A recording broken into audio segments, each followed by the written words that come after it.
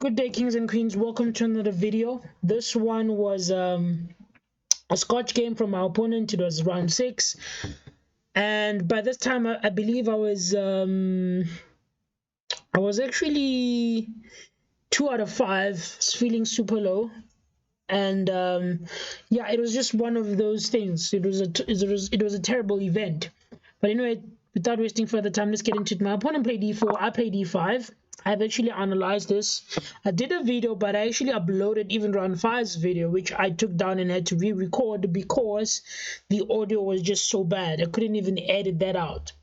So anyway, knight c6, d4, pretty standard. E takes d4, knight takes d4, knight f6. This is the line I usually play, right? But I thought here of playing, I took some time in this move because I wanted to play this line, which is a very, very interesting line, right?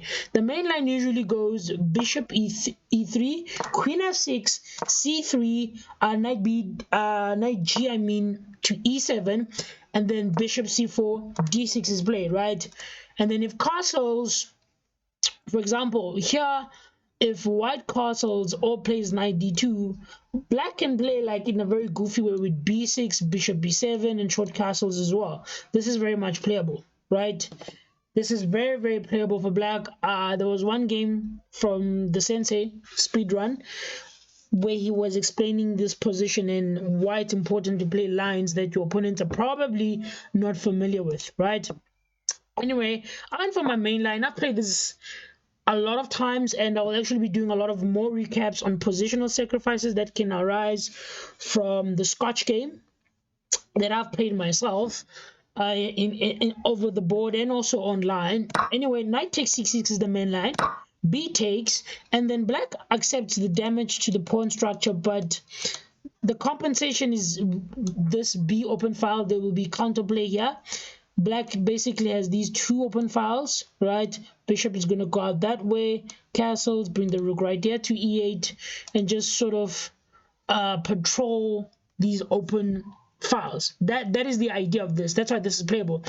But then my opponent played bishop g5, and here I thought for a second, wait a minute, this looks wrong, right? Because usually you either go bishop e3, not d2, bishop e3, or knight c3.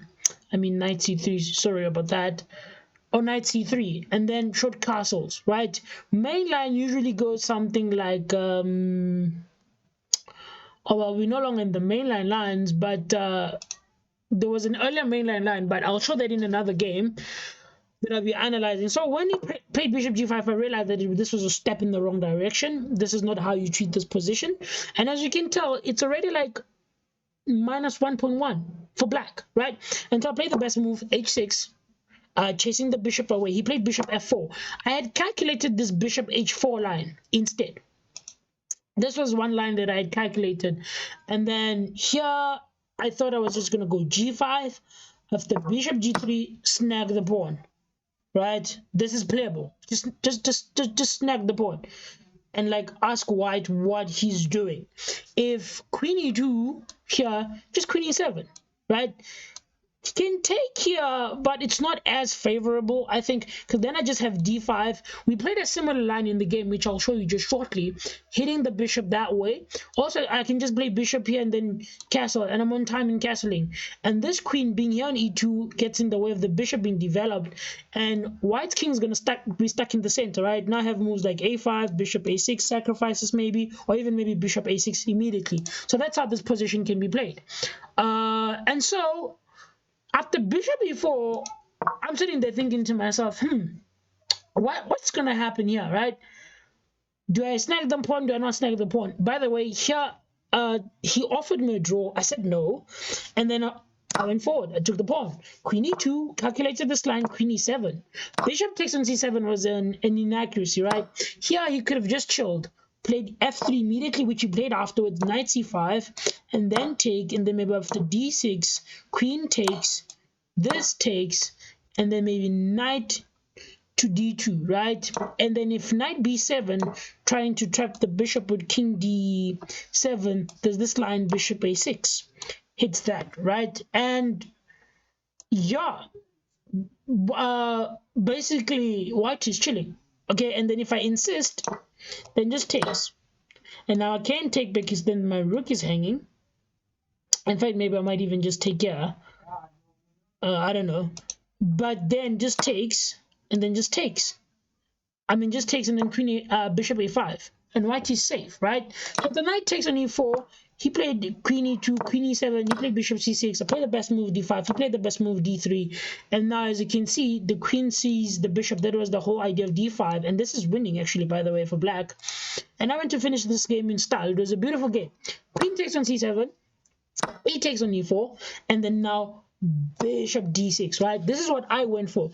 The engine doesn't really like it that much, even if it's still winning. It was giving this rook b8 line, which I would not spot at all. It was giving this rook b8 line, just going for the b2 pawn over here, and then if takes check, and then just bishop e7, and then still castles basically. And after that, if he goes something like knight d2, just castles, right? And then the pressure is just mounting. If long castles takes here, queen is coming into c3, this rook is going to come here, that bishop is going to go there, that bishop is probably going to go there, and yeah, oh, that's too much arrows. The white king is in trouble, right? That can be played. It's just going to be a mess. So this is a winning position. But I went about it this way, bishop d6, because I figured he can push e5 now. I'll just snag the pawn, right? So he played takes check, then I block with the bishop, right? Bishop e5, because there aren't f and d pawns that can basically win the bishop here. So this move is playable. Now here, instead of him being more cautious in playing knight d2 now, or knight c3, I believe is also playable, he goes and he decides to grab more pawns. Bishop takes d6, d takes c6, and then short castles, right? And here, instead of still playing something like knight d2 maybe, and then if bishop takes, maybe just rook b1. This is more dangerous. This is losing. He plays c3 instead. Same thing, a very losing position.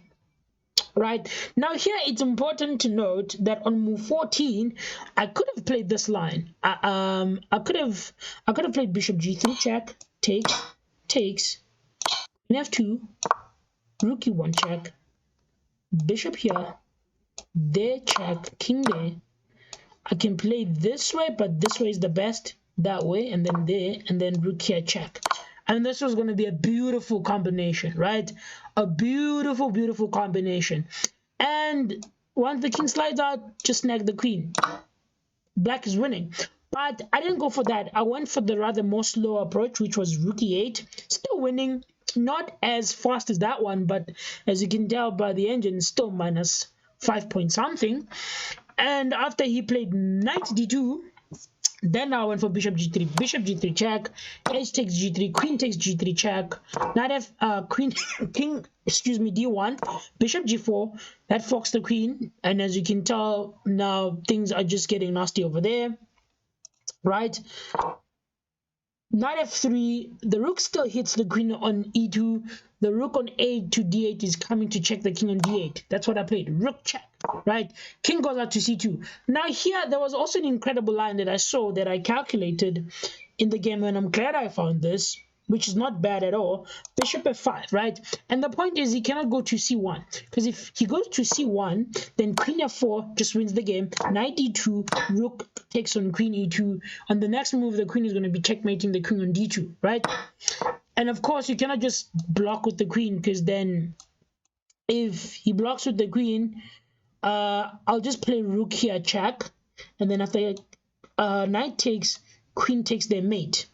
There was all these tactics flying on all over the board. It was just tactics, right? He cannot play that. So after bishop c5, I thought f5 check. I thought to myself, okay, king b3 is very much playable. Then rook b8 check. And I thought here, maybe not here, but if here, maybe. I believe here I had something like what was it? There was something here. I can't really remember. Let me turn on the engine. Oh yeah, I can just first snag the queen and then just come this way, basically somewhere, to try and mate the king. But this is losing. You get the point. Like, the king is out in the center, and the more losing line, of course, would be king a3 here, right? Because then this just runs into queen d6 check, and then if b4, which I also saw the line, just a5. Now I'm about to shred open the whole position. The king is gonna get hunted down, and this is still winning for black. But then after king f4, but after that, I rejected this line because I thought, let me just go for the simpler way. You know, when you're losing, I mean, when you're winning, just take the simple way. So just rook takes, e2 check, bishop takes. And here, I still had to play bishop f5 and just chill. Let's turn off the engine for that. I had to play bishop f5 and chill, just check, right? But I did not do that. In fact, I first went for the pawn. And now my opponent played the suboptimal move, knight d4. And allows me to snag this bishop over here absolutely for free. He shouldn't have done that. He could have just easily played rook a2, and after bishop f5 check, maybe king going to the bank rank is kind of worse already. We've established that, because there's this, right, hitting the king over there on c1, and then the rook is already covering here. So if something maybe now like king b3, just queen g6, and then now we see play to this way, this check is also still coming. The king cannot go back here because that is prevented by the bishop over here. So there was that, right? There was that. But he didn't go for rook h2. He played knight d4. Then I played bishop takes. This is when now, after knight d2, I just snagged the bishop, and then rook a g1, queen e5, e4 check, and then king c1. Now, just so you understand, if he plays something like this, this is losing on so many levels, right? Because this walks into the pin of the rook right here. And this is losing for a couple of reasons. There's first this move, bishop f3. That hits the rook. It cannot really counteract me with an in-between move, because then it falls into check. This loses a piece, because now where are you going to put this rook once it moves? If rook comes here, queen f4 check, that square is covered. If rook comes to h3, right?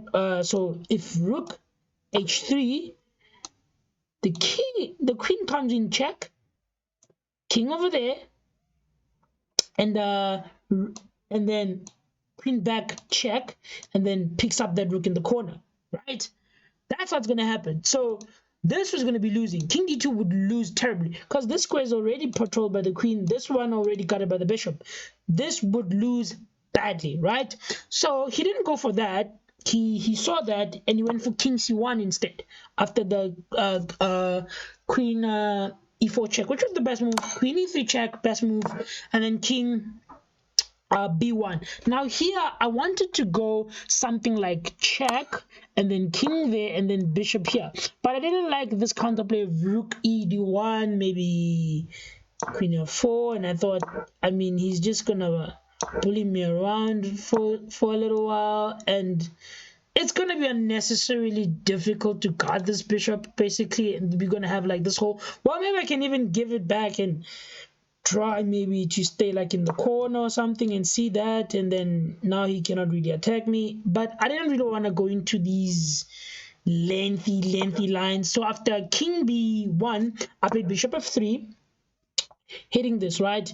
And the point of this is that if ever the rook maybe comes and attacks me, once I step out of the way, I'm still hitting this. All sorts of checks are still coming on the king, right? And here he plays rook takes check. Now, I played the more cold-blooded move, king f8. But just so you understand, even if I took here, this was still fine, right? King there takes, knight check, go there, takes. This pawn is going to die very soon, just rook c8, and then I'm just going to pick it up. The knight can even come and guard it. And the knight cannot contend with this bishop, and as well, who's going to stop this a pawn, right? I'm just going to march it down the board and promote. So he doesn't really have much play. And here, even after takes, even after king takes check, right? Even after king takes g7 check, knight f5 check, and then just king g6, and then just take. It's still the same thing, right? There's no way she's gonna take there. So I thought to myself, let me not engage in all of that. Just knight, just king f8. Cold-blooded move. He cannot really do anything. It's just, yeah, it's sad. It's savagery basically. And then here he goes rook g1, which makes sense. Connects the rooks. Now that rook guards that rook, but then this rook is now in contact with this queen. You see, these pieces are seeing each other. They're in contact, and so I play the best move: bishop e5 check, king a1, and then disconnect the pieces. Now he's gonna definitely lose one piece, right? So he cannot take with this rook because then I just deliver checkmate on c1. He can, however, take with this rook, temporarily guarding that rook, and then after I take, that rook is still under attack, and then maybe we'd have to go somewhere here, at which point I'll probably just chop down here, chop down there, chop down there. This is winning. Okay, maybe he plays that, maybe I go here, then this, then that. It's a bit passive, but yeah. I mean, these pawns are going to march. It's still winning. It's probably a bad way to go. Like, it's not a good line to go through. Oh, sorry. Oops. It's not a good line to play, but like, this is still winning, right? This is still winning. So after bishop g6, he plays a3. And then now I snag the pawn check. King h2. So even here, I could have played something like rook takes on d4. Pawn takes, queen takes, and just leave the rook there hanging, right? I can just leave the rook there hanging, because after a3 and I played bishop queen takes on g1, my opponent actually resigned here. Literally here he resigned. After king a2, rook takes b4, takes. Even if you play something like before, I just give a check and then just take there, right? And just let the rook live there, because like, it's dying, it's not going anywhere. So this was round 6, a very beautiful game. I was really happy with this game. It's a good bounce back for me after so many games that I've thrown, the past like 2 games that I was just throwing away. So annoying, so irritating. But this was a good game, a bounce back from this one. And I went on actually to win my next 3 games from this one, round 7, round 8, which will also I'll be putting up pretty soon.